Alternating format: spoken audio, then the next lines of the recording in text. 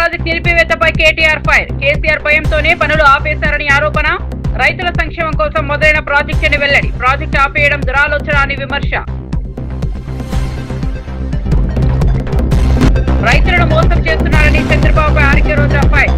Urea black market లో అమ్ముతున్నారని ఆరోపణ. ఏడాది రోజులుగా రైతులకు నరకం చూపుతున్నారని విమర్శ. అన్నదాత కష్టాలు రెట్టింపు చేశారని వ్యాఖ్యలు.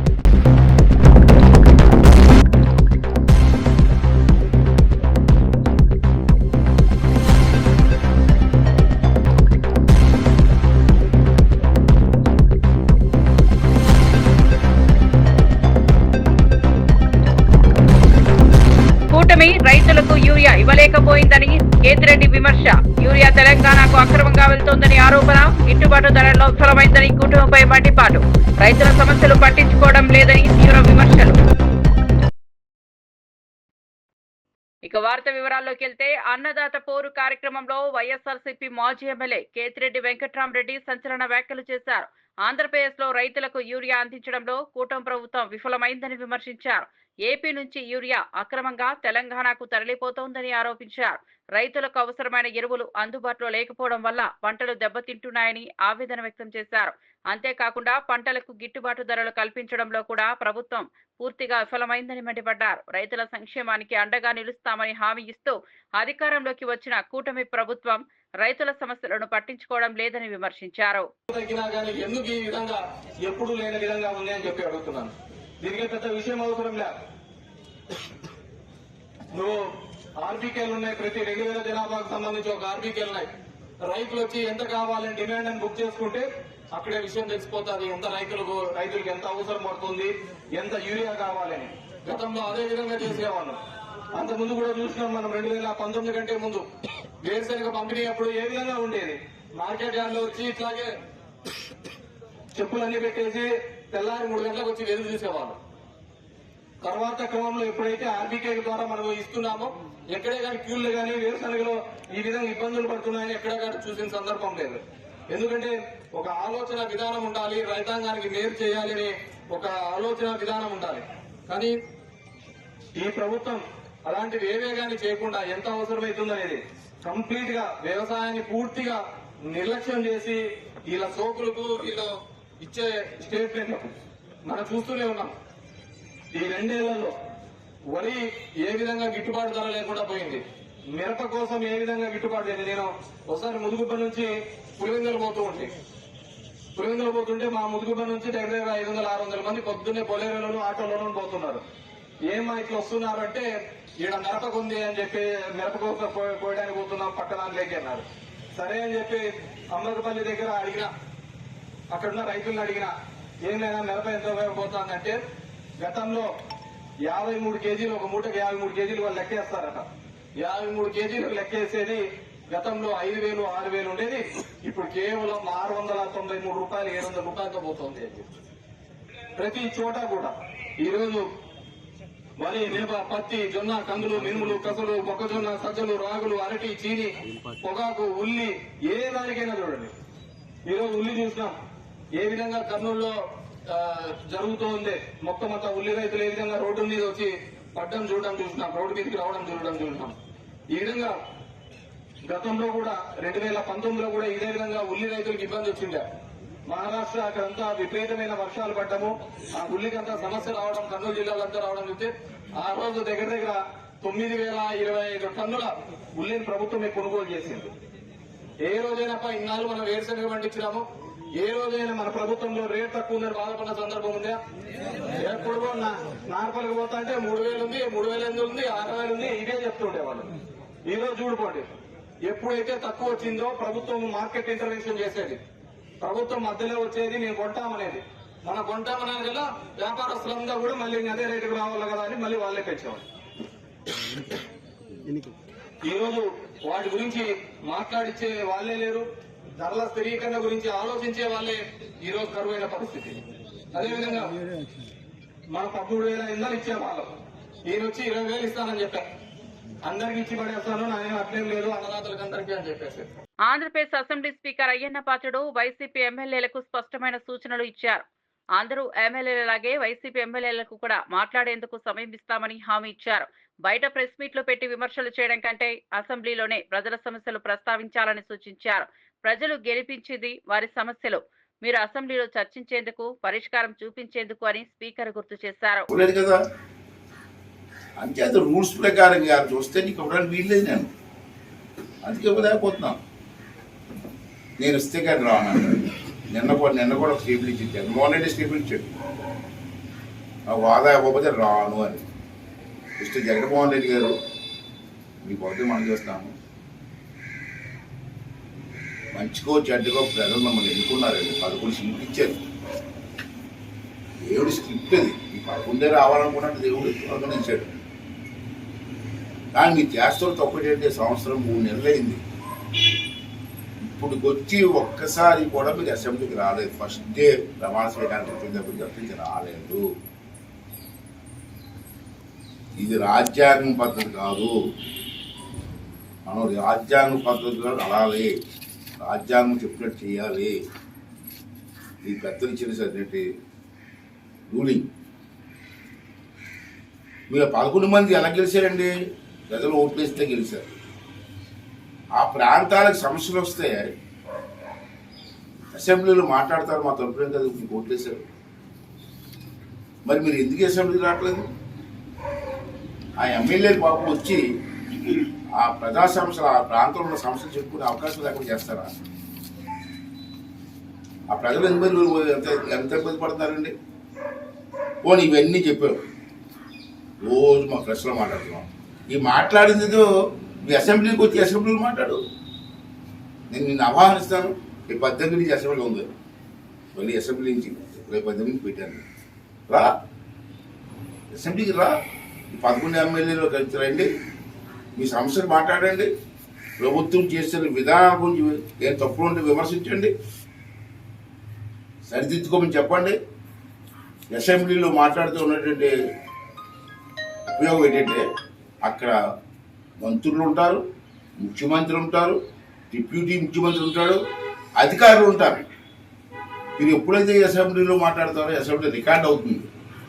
దానికి వెంటనే మంత్రి గారి సమాధానం చెప్పాలి. అసెంబ్లీలో ఉన్నది ఉన్నట్టు చెప్తాడు, లేకపోతే పరిశీలిస్తానండి, తప్పనిసరి చేస్తాను, మంత్రి గారు సమాధానం చెప్తారు. మరి నువ్వు ధైర్యంగా అసెంబ్లీలో అడుగు పెట్టకుండా ఈ సమస్యలు చెప్పకుండా బయట ప్రెస్ మీట్లు పెట్టి మాట్లాడితే ఎంత సపోజ్? వేదిక ఉంది మనకి, అఫీషియల్ వేదిక. తెలంగాణ ప్రజలతో బీఆర్ఎస్ సంబంధం ఇక మిగల్లేదని ప్రభుత్వ విప్ ఆది శ్రీనివాస్ తీవ్రంగా విమర్శించారు. పార్టీ పేరు మార్చుకున్న రోజే పేగుబంధం తెంచుకున్నారని అన్నారు. తెలంగాణ వాదాన్ని కేవలం సెంటిమెంటల్ గా వాడుకోవడమే తప్ప ప్రజల కోసం ఏమీ చేయలేదని ఆరోపించారు. తెలంగాణ బిడ్డ ఉపరాష్ట్రపతి పదవికి బరిలో ఉన్నప్పుడు బీఆర్ఎస్ ఎందుకు ఓటు వేయలేదని ప్రశ్నించారు. అందుకే నేను ఈ మధ్యలో ఒక మాట అన్నా, టీఆర్ఎస్ పార్టీని బీఆర్ఎస్ పార్టీగా మార్చుకున్న రోజే తెలంగాణ ప్రాంత ప్రజలతో పేగుబంధం తెంచుకున్నారు మీరు చెప్పాను. తెలంగాణ సెంటిమెంట్ రంగరించి అధికారం రావాలని చెప్పండి. పదే పక్కన ఆంధ్ర రాష్ట్రంతో పోలుస్తూ, ఆంధ్ర రాష్ట్రానికి సంబంధించి చంద్రబాబును బూచిగా చూపిస్తూ తెలంగాణ వాదాన్ని సెంటిమెంట్గా రంగరించాలని చూడడమే తప్ప మీరు తెలంగాణ ఇచ్చిన మీరా కుమారికి ఆ రోజు ఎందుకు ఓటేయాలో సమాధానం చెప్పాలి. తెలంగాణ కోసం పోరాటం చేసినట్టు తెలంగాణ బిడ్డ ఈరోజు ఉపరాష్ట్రపతిగా బరిలో ఉంటే ఎందుకు ఓటేయారో ఈరోజు తెలంగాణ ప్రజలకు సమాధానం చెప్పాలి. మొన్ననేమో యూరియా ఎవరిస్తే వారికి ఓటేస్తామంటారు. అంటే కేటీఆర్ గారి మాటలు ఎంత చౌకగా ఉన్నాయో ఆలోచించాలి. మాజీ మంత్రి ఆర్కే రోజా రైతుల సమస్యలపై చంద్రబాబును తీవ్రంగా విమర్శించారు. రైతులు నిట్ట నిలువునా మోసం చేస్తున్నారని ఆరోపించారు. రాష్ట్రంలో యూరియాను బ్లాక్ మార్కెట్లో అమ్ముకుంటూ రైతాంగాన్ని దోచుకుంటున్నారని మండిపడ్డారు. 7 రోజులుగా రైతులకు నరకం అంటే ఏంటో చూపిస్తున్న ప్రభుత్వం ఇదేనని ఎద్దేవా చేశారు. అన్నదాతను ఆదుకోవాల్సిన బదులు వారి కష్టాలను రెట్టింపు చేస్తున్నారని రోజా వ్యాఖ్యానించారు. మూకుమ్మడిగా అందరినీ కూడా నిట్ట నిలువునా మోసం చేస్తున్నారో మీరు అందరూ గమనిస్తున్నారు. ముఖ్యంగా ఈ రోజు చూస్తే కూటమి ప్రభుత్వం అధికారంలోకి వచ్చి 15 నెలలు అవుతుంది. ఈ 15 నెలల్లో రైతుల జీవితాలకి నరకం చూపిస్తున్నారు. ఈరోజు రైతులకి వాళ్ళు చెప్పిన రైతు భరోసా సంవత్సరానికి 20,000 అన్నారు. 2 సంవత్సరాలు అవుతుంది. 5,000 వేసి చేతులు దులుపుకున్నారు. 35,000 ఎక్కడ అంటే పట్టించుకునే నాదుడు లేడు. అలాగే మీరు చూస్తే రైతు భరోసా కేంద్రాల ద్వారా, సహకార సంఘాల ద్వారా రైతులకు ఎంత అవసరమైతే అంత ఎరువులు, యూరియా, విత్తనాలు, పురుగుల మందులు, యంత్రాలు అన్నీ కూడా జగన్మోహన్ రెడ్డి గారు సరఫరా చేసేవారు. కానీ ఈ రోజు కనీసం రైతులు తాము పెట్టుకున్న పంటకి కాపాడుకోవడం కోసం యూరియాని అడగటానికి వెళ్తే యూరియా లేదు. మరి కేంద్రం ఇచ్చిన లక్షల టన్నుల యూరియా ఏమైంది రైతులకు ఇవ్వకుండా అంటే ఈరోజు తెలుగుదేశం పార్టీ నాయకులు, వ్యాపారస్తులు కుమ్మక్కై దాన్ని బ్లాక్ మార్కెట్ లో అమ్మేసి ఈరోజు ఏ విధంగా రైతుల జీవితాలతో చెలగాటమాడుతున్నారో మీ అందరూ కూడా గమనిస్తున్నారు. ముఖ్యంగా నా నియోజకవర్గం నగరి గురించి నేను చెప్తాను. స్టేట్ అంతా ఎలా జరుగుతుందో మీకే అర్థమవుతుంది. ఎందుకంటే ఈ రోజు నగరి నియోజకవర్గంలో నిన్నటి వరకు రైతులకు కావాల్సిన యూరియా ఇవ్వకుండా దాన్ని బ్లాక్ మార్కెట్ లో అమ్ముకుంటే రైతులు విధిలేని పరిస్థితుల్లో తమిళనాడుకు వెళ్లి కనకమ్మ సత్రంలో, అలాగే పల్లిపట్టులో, తిరుత్తనిలో, ఎన్ఎన్ కండ్రిగలో, పొద్దుటూరులో ఈరోజు వెళ్లి ఎక్కువ డబ్బుకి మరి ఈరోజు కొనుక్కొని ట్రాన్స్పోర్ట్ ఛార్జెస్ మళ్ళీ కూడా దాని మీద భారీగా వేస్తే ఈరోజు రైతన్నలు వెన్నెముక విరిగిపోయే విధంగా, అంటే ఈ వెన్నుపోటు రాజకీయాలు చేసే చంద్రబాబు నాయుడు ఆఖరికి మామతో పాటు రైతులను కూడా ఎలా వెన్నుపోటు పొడిచారో ఒకసారి చూసుకోండి. ఎందుకంటే ఆయన వ్యవసాయం దండగాని తన మనసులోని మాట బుక్ రాసిన గొప్ప మేధావి. అలాంటి వాడిని నమ్మినందుకు ఈరోజు రైతన్నల జీవితాలు సర్వనాశనం చేశారనేది మీరు అర్థం చేసుకోవాలి. ఎందుకంటే యూరియా ఒక్కటే కాదు, చంద్రబాబు నాయుడు, పవన్ కళ్యాణ్ అధికారంలోకి వచ్చాక ఈరోజు రైతులకు ఇవ్వాల్సిన రైతు భరోసా లేదు, పంటల బీమా లేదు, అలాగే ఈ క్రాప్ లేదు, అలాగే రైతులకి పండించిన పంటకి గిట్టుబాటు ధర లేదు, మిర్చికి లేదు, పొగాకు లేదు, ఉల్లికి లేదు, చీనీకి లేదు, మామిడికి లేదు, వరికి లేదు. మరి ఎందుకు ఈ ప్రభుత్వం? దేనికి వీళ్ళకి పదవులు? చేతగానితనం ఉన్న వీళ్ళకి ప్రభుత్వం నడిపించడం చేత కాకపోతే దిగిపోవచ్చు కదా. మొదటిసారి ముఖ్యమంత్రి అయిన జగన్మోహన్ రెడ్డి గారు ఎలా రైతు భరోసా కేంద్రాలు తీసుకొచ్చారు, రైతులకి వాళ్ళ గ్రామాల్లోనే అన్ని ఎలా అందించి వాళ్ళకి అన్ని రకాలుగా అండగా నిలబడ్డారు. మీరెందుకు ఈరోజు ఇంత సీనియారిటీ ఉందంటారు? 4 సార్లు ముఖ్యమంత్రి అయిన మీకు ఎందుకు రైతుల్ని కాపాడుకోలేకపోతున్నారు, రైతు సమస్యలు ఎందుకు తీర్చలేకపోతున్నారని అడుగుతున్నా. బీఆర్ఎస్ ఎమ్మెల్యే పాడి కౌశిక్ రెడ్డి ముఖ్యమంత్రి రేవంత్ రెడ్డిపై తీవ్ర ఆరోపణలు చేశారు. హైకోర్టు కూడా రేవంత్ తప్పు చేశాడని స్పష్టం చేసిందని అన్నారు. గ్రూప్ 1 పోస్టుల విషయంలో డబ్బులు తీసుకుని అమ్మకాలు జరిగాయని సంచలన వ్యాఖ్యలు చేశారు. కేసీఆర్ ప్రభుత్వం 503 పోస్టులకు నోటిఫికేషన్ జారీ చేస్తే రేవంత్ రెడ్డి అతి కకృతితో వాటిని 563 పోస్టులుగా పెంచి అమ్ముకున్నారని ఆరోపించారు. అవసరం రేవంత్ రెడ్డి గారు ఖచ్చితంగా ఉన్నది. ఇలా హైకోర్టే ఇలా తప్పుడు తడక, ఇలా తప్పుడు చేసినావు నువ్వు, ఇలా ఖచ్చితంగా రీవాల్యుయేషన్ అని చేయండి, లేకుంటే మళ్ళా ఎగ్జామ్ రీషెడ్యూల్ చేయండి 8 months లోపల అని స్వయంగా ఇలా హైకోర్టే చెప్పింది. ఎస్, నేను దీని గురించి 6 నెలల ముందే చెప్పిన, మళ్ళా చెప్తున్నా గట్టిగా చెప్తున్నా వినండి. ఇలా రేవంత్ రెడ్డి గారు కాంగ్రెస్ ప్రభుత్వం బరాబర్ గ్రూప్ 1 పోస్టులు అన్నీ కూడా అమ్ముకున్నది. వాళ్ళ దగ్గర డబ్బులు తీసుకున్నారు. రేవంత్ రెడ్డి గారు సీఎంఓ ఆఫీసే ఇలా డబ్బులు తీసుకొని వాళ్ళకి పోస్టులు ఇచ్చిండ్రు. దీనికి ఇంకొక ఉదాహరణ కూడా చెప్తా మీకు, ఎందుకు ఇంత ఖచ్చితంగా చెప్తున్నా అనేది మళ్ళొక్కసారి గుర్తు చేస్తా. కేసీఆర్ గారు గ్రూప్ 1 నోటిఫికేషన్ వేసిన రోజు 503 పోస్టులకు వేసి గ్రూప్ 1 నోటిఫికేషన్ వేసిన తర్వాత అదే కంటిన్యూ చేస్తే బాగుండు, కానీ వీళ్ళు అతి కకృతి కదా. దాంతో ఏం చేసిండు, దాన్ని ఇంకొక 50 పోస్టులు పెంచి 563 అని పోస్టులు పెట్టి మళ్ళా ఫ్రెష్గా అప్లికేషన్ పెట్టుకోవచ్చు, ఎవరు పడితే వాళ్ళు మళ్ళీ ఫ్రెష్గా రాయొచ్చు అనేది పెట్టి ఇలా పోస్టులు అమ్ముకున్న చరిత్ర ఇలా ఓటు నోటు దొంగ అయిన రేవంత్ రెడ్డిదే మరొకసారి అడ్డంగా దొరికిపోయిండు. ఇలా 563 మంది పోస్టులు కూడా ఇలా రేవంత్ రెడ్డి గారు లక్షలాది రూపాయలకు అమ్ముకున్నాడు. ఇది సీఎంఓ ఆఫీస్ నుంచి నడిచింది. ఇదేదో నేను చెప్పుడు కాదు, బాగా జాబ్తూ ఇలా అభ్యర్థుల పేరు చెప్తే మంచిగుండదు. ఎవరైతే డబ్బులు ఇచ్చిర్రో రేవంత్ రెడ్డి గారి ఆఫీస్. మాజీ మంత్రి జోగి రమేష్ ముఖ్యమంత్రి చంద్రబాబుపై తీవ్ర విమర్శలు చేశారు. రైతులకు యూరియా సరఫరా చేయలేని అసమర్థత ముఖ్యమంత్రిగా చంద్రబాబును అభివర్ణించారు. వైసీపీ నాయకుడు కార్యకర్త రోడ్డు మీదకు వస్తేనే చంద్రబాబుకు చెమటలు పడుతున్నాయని ఎద్దేవా చేశారు. రైతుల కోసం యూరియా సరఫరా చేయమని, ఎరువుల ధరలు తగ్గించమని అడిగితే పోలీసు వ్యవస్థను అడ్డం పెట్టుకుని ప్రజాస్వామ్యాన్ని కూని చేస్తున్నారని ఆరోపించారు. రోడ్డు మీదకి వస్తా ఉన్నాడంటే చంద్రబాబు నాయుడికి చెమటలు పడతా ఉన్నాయి. చంద్రబాబు నాయుడు ప్యాంటు తడిసిపోతా ఉంది. ఏమయ్యా చంద్రబాబు నాయుడు, రైతుకి యూరియాని సరఫరా చేయలేని అసమర్థ ముఖ్యమంత్రివి, గిట్టుబాటు ధరలు కల్పించలేని అసమర్థ ముఖ్యమంత్రివి, ఎరువుల ధరలు తగ్గించలేని అసమర్థ ముఖ్యమంత్రివి, అన్నదాతకి తోడుగా అన్నదాత కోసం వైఎస్ఆర్ కాంగ్రెస్ పార్టీ లీడర్ మా అన్న జగన్మోహన్ రెడ్డి గారు పిలుపునిస్తే మాత్రం ప్రజాస్వామ్యాన్ని కూని చేస్తాం. ఏం చేశాం మేము? నందిగామలో రైతుల పక్షాన పోరాటం కోసం యూరియా సరఫరా చేయరా బాబు చంద్రబాబు, గిట్టుబాటు ధర కల్పించు చంద్రబాబు,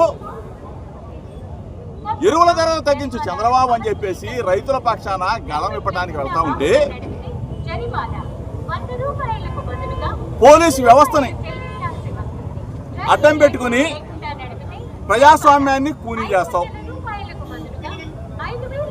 అంటే వైఎస్ఆర్ కాంగ్రెస్ పార్టీ కార్యకర్తను నాయకులను ఆపినంత మాత్రాన రైతుల బాధలు తీర్తగా చంద్రబాబు నాయుడు. ఉపరాష్ట్రపతి ఎన్నికల్లో తెలంగాణ బిడ్డ సుప్రీంకోర్టు విశ్రాంతి న్యాయమూర్తి సుదర్శన్ రెడ్డి గెలవాలని తన మనస్ఫూర్తి కోరికను మాజీ ఎమ్మెల్సీ కవిత వ్యక్తం చేశారు. ఆయన విజయం సాధిస్తే ఉపరాష్ట్రపతి పదవికి వన్నె తీసుకొస్తారని భావిస్తున్నానని అన్నారు. సుదర్శన్ రెడ్డి వ్యక్తిత్వం, నిబద్ధత, సేవా ధోరణి దేశానికి గర్వకారణమవుతుందని కవిత అభిప్రాయపడ్డారు. వైస్ ప్రెసిడెంట్ ఆఫ్ ఇండియాగా ఒక కంప్లీట్ ఆపోజిషన్ పార్టీ అభ్యర్థిగా దేశంలో ఉన్నటువంటి అనేక పార్టీలు సపోర్ట్ చేసినటువంటి వ్యక్తి గెలవాలని కోరుకోవడం కూడా అది డెఫినెట్గా ఒక పాజిటివ్ ప్రాంతీయవాదం అవుతుందని చెప్పి నేను మనస్ఫూర్తిగా భావిస్తూ ఉన్నాను. ఇది పార్టీలకు అతీతంగా తెలంగాణ బిడ్డ కాబట్టి ఆయనకు ఒక అవకాశం వచ్చింది కాబట్టి. అంటే నేను ఒక వ్యక్తిని ఎప్పుడు జీవితంలో మర్చిపోలేను. శేషన్ గారు అని ఉండే, టిఎన్ శేషన్ గారు అని. ఆయన వచ్చేంత వరకు కూడా ఎవరికి అసలు భారతదేశంలో ఎలక్షన్ కమిషన్ అని ఒకటి ఉందని మా సామాన్య ప్రజలకు తెలియదు. కానీ ఆయన వచ్చిన తర్వాత ఆ పోస్టుకు వన్నే వచ్చింది. సుదర్శన్ రెడ్డి గారు కూడా గెలిస్తే డెఫినెట్గా వైస్ ప్రెసిడెంట్ పోస్టుకు కూడా వన్నె తెస్తారని నేను అనుకుంటున్నాను. ఎందుకంటే అనేక సందర్భాల్లో ఆయన చూసినాం, ఆయన ఇచ్చినటువంటి పాజిటివ్ తీర్పులు కానీ, ఆయనకు ఉన్నటువంటి కాన్స్టిట్యూషనల్ ఎక్స్పర్టీస్ కానీ చూసినాం. అటువంటి అవకాశం వారికి వస్తే బాగుంటుందని చెప్పి మనస్ఫూర్తిగా నేను కోరుతా ఉన్నాను. కాంగ్రెస్ పార్టీ అసలు బీసీల కోసం పోరాడే పార్టీ కాదని ప్రజాశాంతి పార్టీ అధ్యక్షుడు కేఏ పాల్ విమర్శించారు. కాంగ్రెస్ అంటేనే రెడ్డిల పార్టీ అని ఎద్దేవా చేశారు.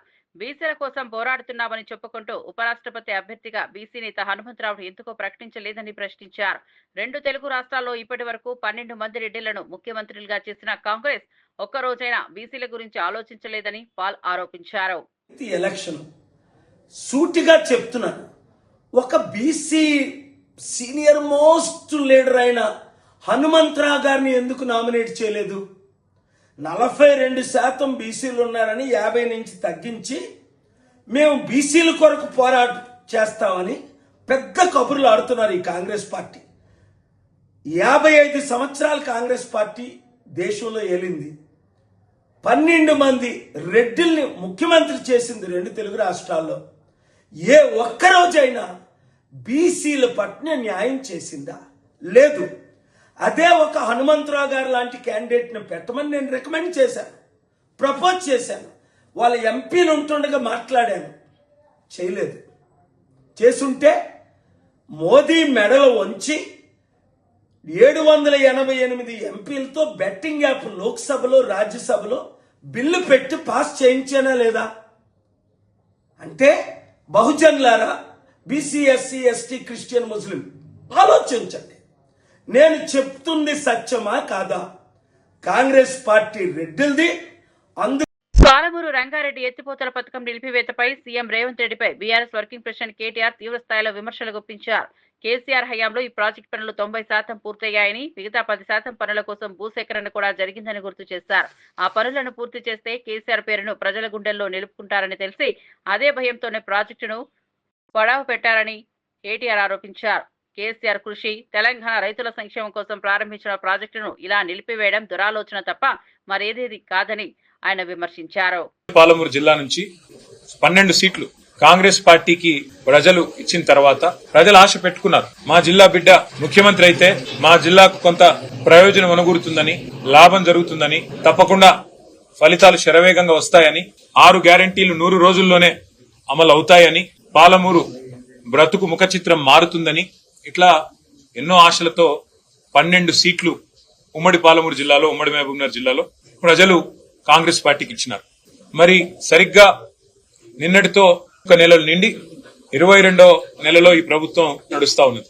వాస్తవం ఏంది అంటే పెద్దలు కేసీఆర్ గారి నాయకత్వంలో పాలమూరు రంగారెడ్డి ఎత్తిపోతల పథకం కింద 90% పనులు పూర్తి చేసి, రిజర్వాయర్ల నిర్మాణం పూర్తి చేసి, మరి ఇప్పటికే భూసేకరణ గాని ఇప్పటికే చేయాల్సిన అన్ని కార్యక్రమాలు కూడా పూర్తి చేసి ఒక వడ్డిచ్చిన విస్తరిలాగా అప్పజెప్పి రేవంత్ రెడ్డి గారికి, కాంగ్రెస్ ప్రభుత్వానికి అప్పజెప్పి మేము గద్దె దిగాం డిసెంబర్ 23లో. ఇప్పుడు కేవలం రేవంత్ రెడ్డి గారు చేయాల్సిన పనల్లా ఒక 10% పని పూర్తి చేసి, కాలువలు పూర్తి చేసి నీళ్లు బ్రహ్మాండంగా తీసుకునే అవకాశం ఉంది, ఇచ్చే అవకాశం ఉన్నది. మరి ఆ పని చేయకుండా రేవంత్ రెడ్డి గారు ఏం చేస్తున్నారు? ఎక్కడ వెంటనే పూర్తి చేస్తే ఇదంతా కేసీఆర్ గారు కట్టిన కరివేనా, ఇదంతా కేసీఆర్ గారు కట్టిన వట్టెం రిజర్వాయరు, ఇది కేసీఆర్ కట్టిన ఉద్దండాపూర్ రిజర్వాయరు, ఇది కేసీఆర్ గారి ప్రభుత్వం కట్టిన నార్లాపూర్ రిజర్వాయరు అని చెప్పి, ఏదుల రిజర్వాయరు అని చెప్పి ప్రజలకు గుర్తొస్తుంది. రైతులు శాశ్వతంగా మళ్ళీ కేసీఆర్ గారి పేరుని మర్చిపోకుండా గుండెల్లో పెట్టుకుంటారు అనే ఒక ఆలోచనతో, ఒక దురాలోచనతో ఆయన కావాలని పాలమూరు రంగారెడ్డి ఎత్తిపోతల పథకాన్ని ఇవాళ పనులు చేయకుండా దాన్ని పడావు పెట్టిన పరిస్థితి మొత్తం ఉమ్మడి మహబూబ్ నగర్ జిల్లా రైతాంగం గమనిస్తా ఉంది. గ్రూప్ 1 విషయంలో హైకోర్టు ఇచ్చిన తీర్పు ప్రభుత్వానికి చెంపబెట్టు అని బీఆర్ఎస్ నేతలు విమర్శించడంపై మంత్రి హరీష్ రావు కౌంటర్ ఇచ్చారు. మీ మానసిక స్థితి ఎలా ఉందో అర్థమవుతోందని హరీష్ వ్యాఖ్యానించారు. నీళ్లు, నిధులు, నియామకాల పేరుతో తెలంగాణలో 10 ఏళ్లు అధికారంలో ఉన్న బీఆర్ఎస్ ప్రభుత్వం ఏం సాధించని ప్రశ్నించారు. సో ఇలా ఆ రకంగా ఎల్లంపల్లి ప్రాజెక్ట్ నీళ్ళు వస్తున్నాయని మాట్లాడతాడు ముఖ్యమంత్రి అమాయకంగా. నువ్వు అమాయకమేమో కానీ ప్రజలు కాదు కదా. అసలు ఎల్లంపల్లి ప్రాజెక్ట్ కెపాసిటీ 20 టీఎంసీలు, దాని డెడ్ స్టోరేజే 3 టీఎంసీలు, ఉండేటి 17. ఆ 17కు దాని సొంత ఆయకట్టు 1,65,000 ఎకరాలు ఉంది, అంటే 12 టీఎంసీలు కావాలి దానికి. దాని కింద ఎన్టీపీసీకి మనం నీళ్ళు ఇస్తాం. ఎన్టీపీసీ విద్యుత్ ఉత్పత్తికి ఎల్లంపల్లి ద్వారా 6.5 టీఎంసీల నీళ్ళు ఇస్తాం. మంచిర్యాల నియోజకవర్గం గూడెం లిఫ్ట్కు 3 టీఎంసీలు వాడుకుంటాం. లోకల్ రామగుండం లిఫ్ట్కు 1 టీఎంసీ నీళ్లు వాడుకుంటాం. అట్లే ఆ ఎరువుల కర్మాగారానికి కూడా 2 టీఎంసీలు ఇస్తాం. అసలు నీళ్ళు ఎక్కడనే ఎల్లంపల్లి సామర్థ్యమే 20, అక్కడ దాని వినియోగమే 20కి పైగా ఎక్కువ ఉన్నది. నేను ఎల్లంపల్లి నీళ్ళు తెస్తున్నా హైదరాబాద్కు, 20 టీఎంసీలు తెస్తారట హైదరాబాద్కి. ఎక్కడికి వస్తాయి 20? ఎల్లంపల్లి కెపాసిటీ 20, డెడ్ స్టోరేజ్ 3 పోతే ఉండేది 17. ఆ 17లో ఎన్టీపీసీకి 6.5, గూడెం లిఫ్ట్కు 3 పోతాయి. అదేవిధంగా లోకల్ లిఫ్ట్కు 1 టీఎంసీ పోతుంది. రామగుండం ఎరువుల కర్మాగారంకు 2 టీఎంసీలు పోతాయి. దానికే ఎక్కువ ఉన్నది. అది కూడా that will be supplemented again. నేను ఆ 20కి 20 హైదరాబాద్ తెస్తున్నా అంటాడు. అంటే ఎవరి చెవులలో పువ్వు పెడుతున్నావు? ఎందుకు ఈ గోబల్స్ ప్రచారము? ఆ కుర్చీకున్న గౌరవాన్ని ఎందుకు తగ్గిస్తా ఉన్నావు? గ్రూప్ 1 పరీక్షల నిర్వహణలో భారీ గోల్మాల్ జరిగిందని మరోసారి ఆరోపించారు బీఆర్ఎస్ నేత రాకేష్ రెడ్డి. దేశ చరిత్రలో ఏ పబ్లిక్ సర్వీస్ ఎగ్జామ్లోనూ మెయిన్స్, ఫిలిమ్స్ కు విడివిడిగా హాల్ టికెట్లు ఇవ్వలేదని, తెలంగాణలో మాత్రం అలాంటి వ్యవహారం జరిగిందని తీవ్ర స్థాయిలో విమర్శించారు. జీవో 29 ద్వారా బీసీ, ఎస్సీ, ఎస్టీ విద్యార్థులకు కాంగ్రెస్ ప్రభుత్వం తీవ్రమైన అన్యాయం చేసిందని ఆరోపించారు. దీన్ని రద్దు చేయాలి, ఇది కరెక్ట్ కాదు, ప్రభుత్వం దీన్ని సమాధానం చెప్పాలని చెప్పి నిరుద్యోగుల పక్షాన మేము అడిగిన ఆ రోజు. కానీ ఆ రోజు సమాధానం చెప్పలే. కేసీఆర్ గారి ప్రభుత్వము బీద బడుగు బలహీన వర్గాలకు, ఎస్సీ ఎస్టీ పిల్లలకు న్యాయం చేయాలని జీవో 55 తీసుకొస్తే ఈరోజు దాన్ని కాలరాసి జీవో 29 తీసుకొచ్చి బీద బడుగు బలహీన వర్గాలకు, ఎస్సీ ఎస్టీలకు అన్యాయం చేసింది వాస్తవమా కాదా అని చెప్పి ఈ సందర్భంగా అడుగుతున్నాం. ఆ రోజు జీవో 29 రద్దు చేయాలని ఇదే నిరుద్యోగులు అశోక్ నగర్లో, దిల్సుఖ్ నగర్లో పెద్ద ఎత్తున ర్యాలీలు చేస్తే సమైక్య పాలనలో కూడా చూడనటువంటి సీన్లను మనం చూసినాం. మహిళలను చూడకుండా, విద్యార్థులను చూడకుండా గొరగొర గుంజుకుంటూ పోయి వ్యాన్లు ఎక్కించి లాఠీ చార్జ్ చేసి అర్ధరాత్రి దాకా స్టేడియంలలో వేసినటువంటి ఒక పరిస్థితిని కూడా మనం చూసినాం. మరి ఇప్పుడు వాళ్ళకు ఏం సమాధానం చెప్తారని చెప్పి ఈ సందర్భంగా బీఆర్ఎస్ పార్టీ ప్రశ్నిస్తూ ఉన్నది. ఆ రోజు బీఆర్ఎస్ పార్టీ ముఖ్యంగా కేసీఆర్ గారు, కేటీఆర్ గారు, హరీష్ రావు గారు ఈ అభ్యర్థులకు అండగా నిలిస్తే, వాళ్ళు కేసులు కొట్లాడుతూ ఉంటే, నైతికంగా వాళ్లకు అండగా నిలిచేటువంటి ప్రయత్నం చేస్తూ ఉంటే ఇదంతా బీఆర్ఎస్ పార్టీ కుట్రను వాదించింది. మరి ఇప్పుడు దానికి ఏం సమాధానం చెప్తారని చెప్పి ఈ సందర్భంగా మేము ప్రశ్నిస్తా ఉన్నాం. సిగ్గుండాలే రేవంత్ రెడ్డి గారికి. ఆ రోజు రాహుల్ గాంధీ గారిని తీసుకొచ్చి అశోక్ నగర్ అంతా తిప్పి మోసపు మాటలు చెప్పి నమ్మించి ఓట్లు వేయించుకొని ఈరోజు ఉద్యోగాల సంగతి ఏంటి అంటే ఒక ఆయన 30,000 ఇచ్చినామంటాడు, ఇంకో మంత్రి 40,000 ఇచ్చినామంటాడు, మరో మంత్రి 50,000. నేనేమన్నా తక్కువ, నా మంత్రులు ఇంత చెప్తున్నాం, నేను కూడా 10,000 యాడ్ చేసి చెప్తే అయిపోతుంది అని చెప్పి మహేష్ గౌడ్ గారు పిసిసి ప్రెసిడెంట్ ఆయన 70,000. ఇక మొన్ననైతే ఆ పొన్నం ప్రభాకర్ 1,00,000 ఉద్యోగాలు ఇచ్చినామంటారు. వేలంపాట వారినట్టు మీడియా ముందు తెర ముందు వేలంపాట, తెర వెనుక సర్కారీ వారి పాట కొనసాగుతున్నది, సర్కారీ వారి వాట కొనసాగుతున్నది, సర్కారీ వారి కోట కూడా కొనసాగుతున్నది. ఇది అన్యాయం కాదా అని చెప్పి ఈ సందర్భంగా మేము ప్రశ్నిస్తా ఉన్నాం. ఈరోజు హైకోర్టు ఏం తీర్పిచ్చింది? మీరు అయితే రీవాల్యుయేషన్ అయినా చేయండి, లేదా 8 నెలల్లో రీఎగ్జామినేషన్ అయినా కండక్ట్ చేయమని అడిగింది. రీవాల్యుయేషన్కి ఎట్టి పరిస్థితిలో బీఆర్ఎస్ పార్టీ ఒప్పుకునేది లేనే లేదు. ఎందుకంటే రీవాల్యుయేషన్లో మీరు ఏం చేస్తారో మాకు తెలుసు. మీరు మొన్నదాకా చేసినటువంటి వాల్యుయేషన్లో ఏం జరిగిందో అందరూ తెలుసు. ఆ మధ్యలో శ్రీధర్ బాబు గారిని కొండ సురేఖ గారు మా అల్లుడికో జాబ్ కావాలంటే దాంట్లో ఏముందో చూద్దాంలే అన్నారు. అంటే మంత్రులు మీరంతా ఏమేం చేస్తాను, ఎట్లా ఉద్యోగాలు పంచుకుంటున్నారో చాలా స్పష్టంగా ప్రజలకు అర్థమైపోయింది, యువకులకు అర్థమైపోయింది. మళ్ళీ ఇవాల్యుయేషన్ చేస్తే మళ్ళీ మీరు ఎవరికి ఉద్యోగాలు ఇవ్వాలనుకుంటున్నారో మాకు తెలుసు. కాబట్టి రీవాల్యుయేషన్కి ఎట్టి పరిస్థితుల్లో ఒప్పుకునేది లేదు. ఎట్టి పరిస్థితుల్లో రీఎగ్జామినేషన్ కండక్ట్ చేసి తీరాల్సిందే. ఆ రీఎగ్జామినేషన్ కండక్ట్ చేసేంత వరకు బీఆర్ఎస్ పార్టీ ఈ అభ్యర్థుల పక్షాన కొట్లాడుతూనే ఉంటుంది. వాళ్లకు నైతిక